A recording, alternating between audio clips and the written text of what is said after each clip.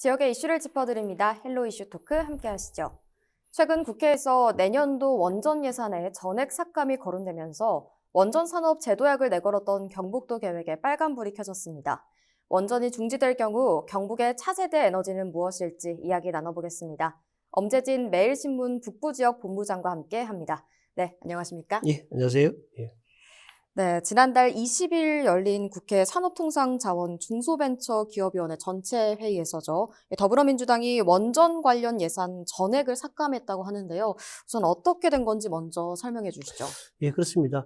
더불어민주당은 지난 20일이었죠. 국회 이제 산업통상자원 중소벤처기업위원회 산자위원회 전체 회의에서 소형 모듈 원전이죠. SMR 이제 R&D 예산, 그다음에 원전 생태계 예산, 그다음에 그 원전 수출 분야 예산 1,820억 원 전액 삭감 처리했습니다.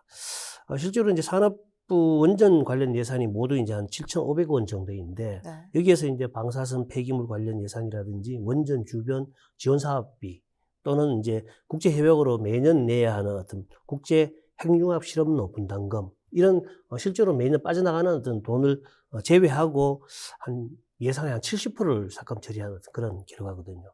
특히 이제 중소벤처기업부의 이제 R&D 예산 중에서 한 208억 원 정도도 원전 R&D 예산으로 삭감 처리했어요.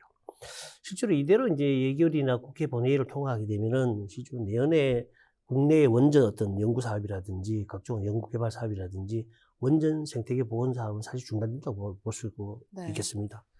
실제로 이제 전 세계 17개국이 이제 뛰어들어 이제 각축을 벌이고 있거든요. 차세대 미래의 이제 원전 산업이라든지 SMR 사업인데 소형 모듈 원전입니다. 이 사업이 이제 예산은 333억 원이 있는데, 네. 이것도 모두 삭감이 되었습니다.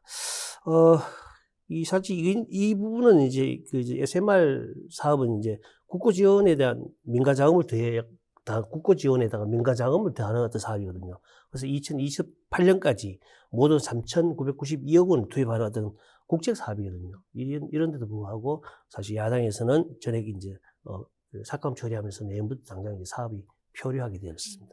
특히 이제 우리 지역 같은 경우는 SMR 사업이 이제 여러 가지 이제 올인하잖아요. 경주시라든지 경북도에서는 이제 SMR 사업이 올인하는데 사실 내년부터 사업 이제 원전 정책도 이제 전면 수정이 불가피하다고 봅니다.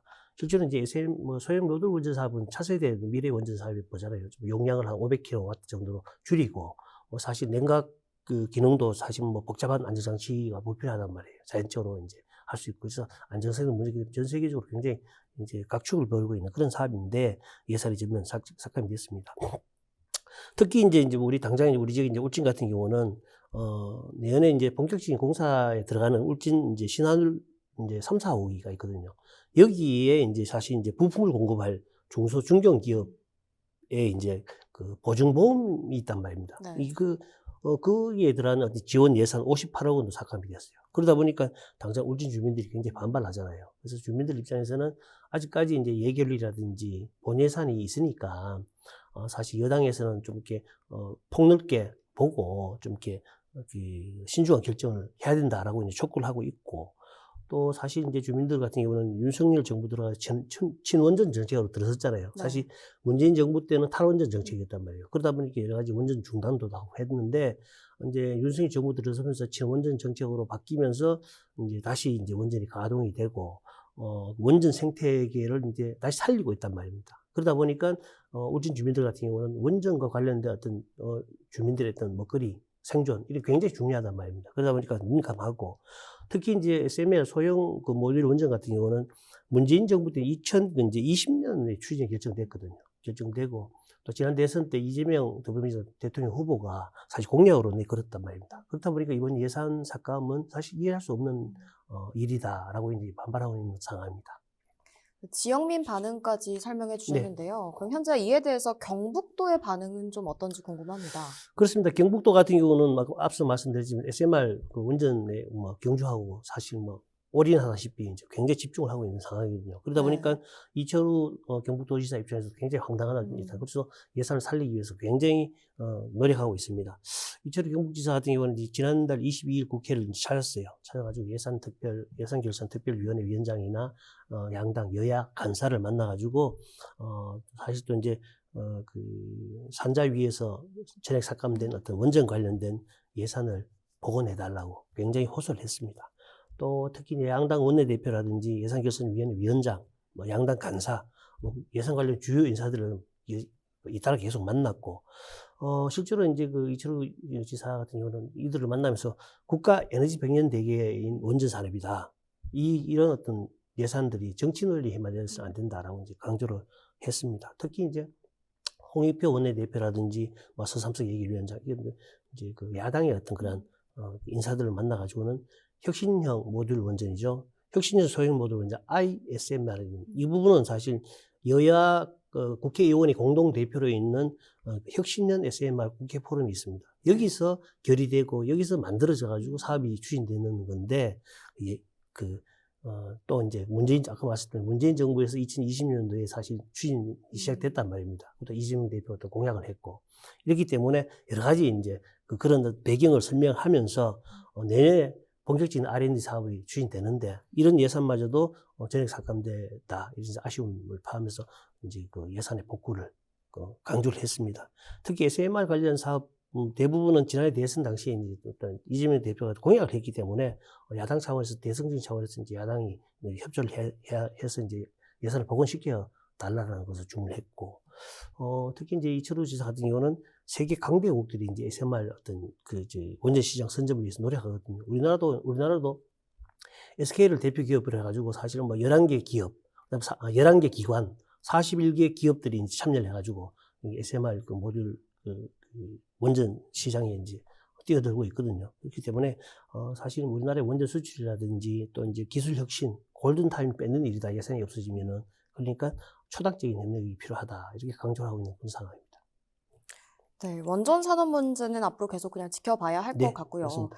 원전을 대체할 에너지로 현재 양수발전소가 거론이 되고 있습니다. 네. 경북에서는 영양군과 봉화군에서 현재 유치를 추진 중인데요. 이 네. 유치 현황부터 설명해 주시죠. 그렇습니다. 경북에서는 영양과 봉화가 유치를 하고 있고요. 전국적으로 이제 6개 기초 단체가 이제 신청서를 제출했고, 네. 조만간 아마 최종 사업지가 결정될 것 같아요. 이거는 뭐 전국에서 한 곳이 선정되는 게 아니고, 네. 뭐 여러 곳이 타당하다면 여러 곳이 이제 선정될 수 있으니까, 네. 경북 영양과 봉화가 동시에 선정되기를 이제 희망합니다. 그리고 경북도도 그렇게 이제 양군하고 협조해서 공동 노력을 하고 있고요. 유치전에 지금 총력을 다하고 있습니다. 실제로 이 양수발전소 유치 같은 경우는 뭐 지역 소멸이라든지 굉장히 이제 인구 감소로 이제 지역 소멸 위기에 처한 군 단위에 사실 1조 원 규모였던 그 예산이 투자가 된단 말입니다. 네. 그렇기 때문에 대형 국책 사업이잖아요. 그러다 보니까 여기 통해서 일자리 창출이라든지 지역 경제 활성화를 꾀할 수 있는 그 부분이거든요. 특히 영양과 봉화 같은 경우는 80% 산지로 구성되어 있잖아요. 그러다 보니까 300m 이상의 어떤 그런 낙차가 이제 발생하거든요. 그만큼 이제 양수 발전하는데 이제 장소성이 적합하다라고 이제 강조를 하고 있고, 또 이제 인접한 양수 발전소 이제 영양과 봉화가 이제 있고 이제 1월산을 끼고 비슷한 지역에 이제 인접한 지역에 유치 후보지를 이제 희망해놓고 있단 말입니다. 네. 그러다 보니까 이런 이제 인접한 지역의 양수 발전소 발전된 전기를 공동으로 이제 송전선로를 통해서 이제 공동으로 이제 보내게 되면은 한 1,565원 정도의 어떤 기초 절감 효과가 있습니다. 이런 부분도 강조했고, 가장 중요한 것은 양수 발전소 들어서면서 이제 수몰되는 그 지역 주민들이 거의 100%가 찬성한다는 수용성 부분에 있어 가지고 가장 어떤 좋은 이점이 있다라고 이제 강조를 하고 있습니다. 특히 양지역 같은 경우는 뭐 범국민 유치위원회 결성하고, 네. 의회 차원에서도 뭐 유치 결의안을 의결한다든지 또는 뭐 범국민 결의대를 연다든지 여러 가지 양수 발전소 유치 총력을 기울이고 있거든요. 또 이제 유치하고 또 주변 지역의 지원 관련돼 가지고 조례를 이제 만들어 놓고 있는 상황이고, 특히 이철우 지사 같은 경우는 우리가 이제 얼마 전에 경주 지진이라든지 울진의 산불이 계속 산불이 났잖아요. 이때 이제 원전이 잠시 이제 중단이 됐단 말입니다.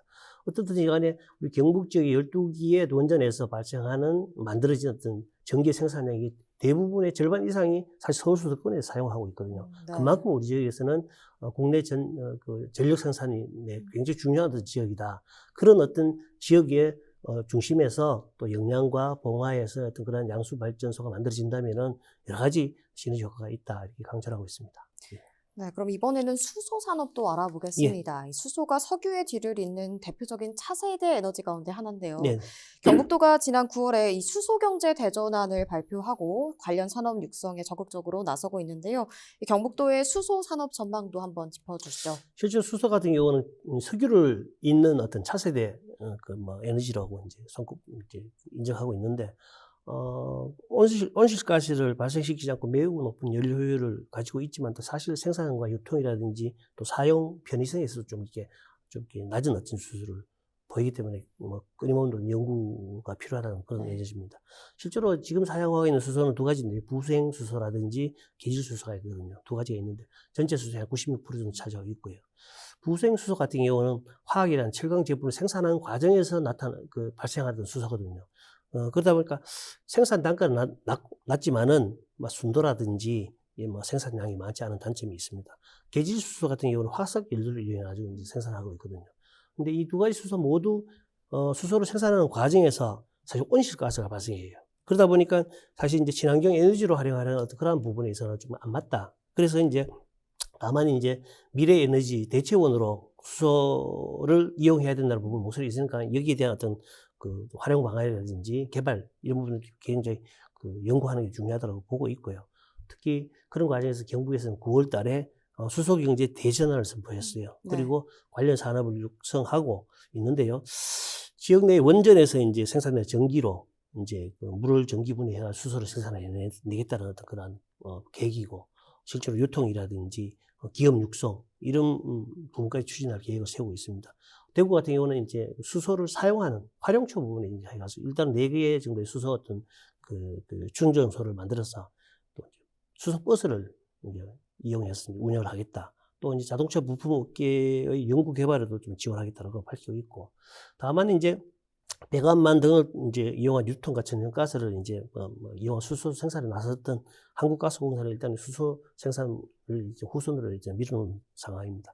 어떻든지 간에 수소 관련돼 가지고는 미래 대체 에너지로 이제 손꼽히니까 질을 높이는 부분들, 유통과 생산에서 끊임없이 해야 되고, 단지 이제 경부도 같은 경우는 이제 온실가스를 발생하지 않는 수소를 이제 생산을 하는데 한 2가지 정도 생산을 하려고 노력하고 있는데, 네. 신재생 에너지를 이용한 어떤 생산한 수소, 그 다음에 자연에서 존재하는 수소를 찾아가지고 만드는 수소인데, 사실 이 2가지 다 굉장히 좀 어려움이 있어요. 사실, 신재생 에너지를 이용해서 생산하는 효율이 좀 떨어지고 있고, 사실 이제 수소 같은 경우는 너무 가벼워가지고 자연 내에 존재하지 않거든요. 그렇게 어려움이 있는데, 다행히 이제 프랑스에서 최근에 이제 땅 속에서 수소를 이제 발견해서 개발해내고 있거든요. 그래서 이런 부분에서 좀 이제 굉장히 전기와 함께 차세대 에너지원 주목받고 있기 때문에 지역에서도 이에 대한 연구가 필요하다 이렇게 말씀드릴 수 있겠습니다. 네, 경북의 수소 경제 대전환에는 좋은 결과 네. 기다리면서 이번엔 태양광 분야 한번 살펴보겠습니다. 경북의 많은 지자체 현재 이미 태양광 사업이 들어와 있는데 올 여름 집중호우 당시에 이 산지 태양광 설비에 피해가 좀 발생했다고요. 그렇습니다. 태양광이 굉장히 많이 늘어났잖아요. 네. 늘어나면서 이제 산업자원부에 따르면 9월 기준으로 전국 풍수해로 인해 가지고 태양광 피해 신고가 한 62건으로 집계됐거든요. 네. 이미 지난해 전체 신고 건수 10건에 하여튼 6배가 넘는 어떤 이게 이제 해마다 이제 늘어나는데, 사실 2019년에 2건, 2020년에 27건, 2021년에 6건인데 올해는 벌써 62건이거든요. 폭증을 했다고 보면 됩니다. 그만큼 이제 태양광 시설이 많다는 것이고, 또 풍수해라든지 집중호우, 태풍, 이런 산사태 이런 데 굉장히 취약하다라는 것을 말씀드릴 수 있거든요. 실제로 이제, 올해 이제 들어 피해 보면 충북이나 경북 등에 여태껏 폭우가 많이 나왔잖아요. 네. 그 지역에 집중해서 피해가 있었고요. 실제로 올해가 들어 충북이 40건, 경북이 8건, 전남이 7건으로 피해를 있습니다. 이 이제 태양광 발전 설비는 이 눈이나 비, 이런 계절적 요인에 굉장히 변동성이 커질 수밖에 없잖아요. 이를 대체하기 위해서 최근에는 이제 수상 태양광, 물 위에, 호수 위에 이제 태양광을 설치하는 게 이제 대안으로 떠오르고 있는데, 경북도에서 이제 수상 태양광을 이제 통한 그린 수소 생산을 에너지 비전으로 삼고 있습니다.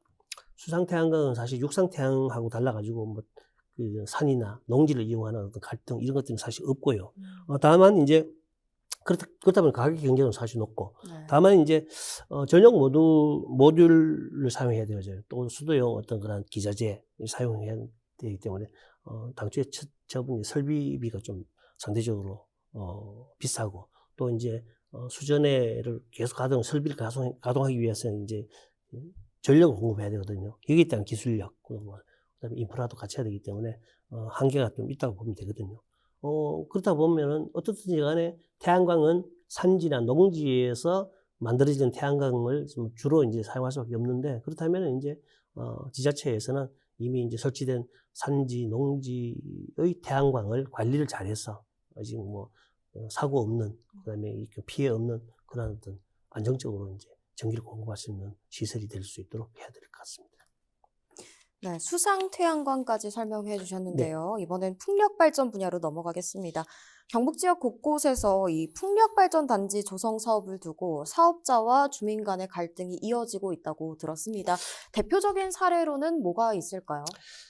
대표적인 사례는 청송 면봉산 이제 풍력 발전단지 사업이 있습니다. 네. 그래서 일단은 면봉산이 2016년 2월에 이제 청송군에 이제 사업을 신청했고, 처음에는 2.7메가와트 이제 급의 이제 발전 10기를 하겠다고 했다가 기존에 이제 같은 해에 사실 3.6메가와트 24기를 변경을 했어요. 그리고 여러 가지 산림청 동의라든지 여러 가지 이제 거쳐가지고 또 2021년 6월에는 4.2메가와트 10기로 이제 변경을 했거든요. 근데 이 부분에 대해서는 청송군 같은 경우는 여러 가지 이제 환경성 검토라든지 사업성 검토를 했을 때 인가를 할 수밖에 없는 입장이다라고 네. 이제 밝혔고, 이에 따라 가지고 주민들은 굉장히 이제 초저주파 환경에 노출될 수밖에 없으니까 이런 이유로 반대 목소리를 내고 있거든요. 그래서 네. 갈등이 계속 있고, 사실 이제 청송군 같은 경우는 조성 사업 완료 후에 뭐 풍력 사업 운영이라든지 여러 가지 봤을 때도 주민 피해는 그렇게 크지 않을 거다. 그래서 국토계획법에 따라 가지고 들어온 어떤 이상을 우리가 인허가를 안 해줄 수 없다는 입장입니다. 그렇지만 이제 여러 가지 이제 청송군 주민들은 집회도 갔고, 그다음에 막 청송군의 그 승인 절차를 적극 중단하라는 주장도 하고, 또 풍력단지 4km 주민들을 통해서 이제 투표도 하고 여러 가지 반발을 하고 있는 상황이거든요. 그래서 사실 이제 이 부분은 아니고 영양도 이제 사실 이제 영양 무창리라든지 석포 3.1이 이런 데 풍력이 하는데 주민들과 마찰이 있거든요. 특히 영양 같은 경우는 이제 환경단체에서도 이제 그쪽 부분에서 굉장히 반대를 많이 하고 있는 그런 상황이거든요. 그러다 보니까 실제로 경북에서 풍력 발전단지 같은 경우는 사실 이제 전국에 최고 많은 발전량을 만들고 있거든요. 네. 그다음에 이제 사실 발전소도 한 1,300기 정도가 운영되기 때문에 전국에서 최고 많고, 이렇기 때문에 이런 풍력 단지의 어떤 풍력 발전 단지의 어떤 그런 관리라든지 인허가 부분에 있어서 주민과의 어떤 갈등 부분을 어떻게 잘 해소하느냐가 이제 관건인 것 같아요. 예. 네, 그러면 끝으로 우리 지역의 이 차세대 에너지를 발굴할 때 어떤 점을 특히 고려하면 좋을지 의견 부탁드립니다. 그래서 가장 중요한 것은 이제 주민 수용성이거든요. 네. 아까는 이제 영양 봉화의 어떤 그런 사업도 얘기했지만은 그 지역의 주민들이 얼만큼 그 사업을 수용하느냐. 풍력단지 같은 경우 굉장히 그 수용성 때문에 갈등이 있잖아요. 그래서 네. 가장 중요한 것은 주민 수용성을 이제 잘 따져봐야 된다. 주민들이 얼만큼 이제 찬성하느냐. 실제로 제일 중요한 것은 그 지역에 살아가는 주민들이 피해를 봐서는 안 되잖아요. 그래서 그 갈등 관계를 최대한 없애는 방향으로 또 해야 되고, 산지라든지 농지에 필요한 태양광, 그다음에 풍력단지 이런 부분들은 자연환경이라든지 환경론자들의 어떤 그런 반발도 만만찮으니까 여기에 대한 어떤 적절한 대책이 필요하거든요. 무엇보다 중요한 것은 일단은 사업을 추진하는 데 있어서 가지고 행정적인 절차나 법적인 요인보다는 주민들의 피해가 어떻게 오가는지에 대한 어떤 중요도, 네. 이런 것들에 집중하는 게 좋을 것 같습니다. 네, 알겠습니다. 오늘 말씀 여기까지 네. 듣도록 예, 하겠습니다. 감사합니다. 네, 지금까지 우리 지역 차세대 에너지 전망 살펴봤습니다. 이 시간 헬로 이슈 토크는 여기까지입니다. 시청해주신 여러분 고맙습니다.